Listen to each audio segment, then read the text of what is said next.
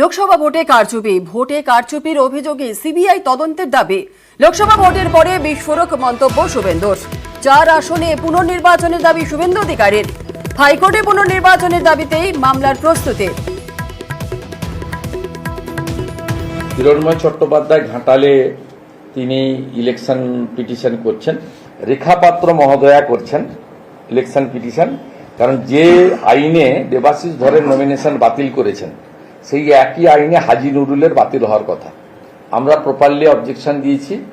Abhijit Das Bobby diamond Harbour তিনিও CCTV webcasting CCTV footage তার central forensic ল্যাবে তদন্ত এবং তদন্ত রিপোর্ট যদি পক্ষে আসে এন্টায়ার ইলেকশন প্রসেস বাতিল করে সিবিআই ইনভেস্টিগেশন করার জন্য তিনি ইলেকশন পিটিশন করছেন।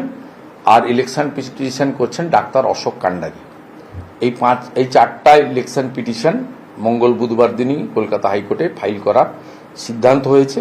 তৃণমূল শুনে রাখুন, এই ইলেকশন পিটিশনটা 4-5 বছর ধরে ঝুলবে না, 6 মাসের মধ্যে যাতে ডিসপোজ অফ হয় সেই ব্যবস্থা আমরা করছি।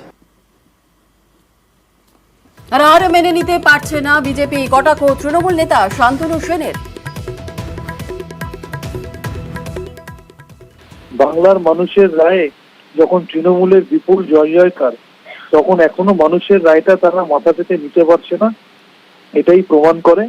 তাই মানুষের রায়টা মাথা পেতে নিতে না পারার কারণেই আজকে এই ধরনের কথাবার্তাগুলো বলা হচ্ছে। আমি মনে করি একদিকে মানুষের দ্বারা প্রত্যাখ্যাত ভারতীয় জনতা পার্টি, অন্যদিকে তাদের নিজেদের মধ্যে গোষ্ঠীদ্বন্দ্ব যেরকম প্রকাশ্যে চলে আসছে, এই দলটা আগামী দিনে অস্তিত্ব সংকটে না পড়ে। আমার সাজেশন, বাংলার মানুষের রায়টা মাথা পেতে নেওয়াটাই ভালো।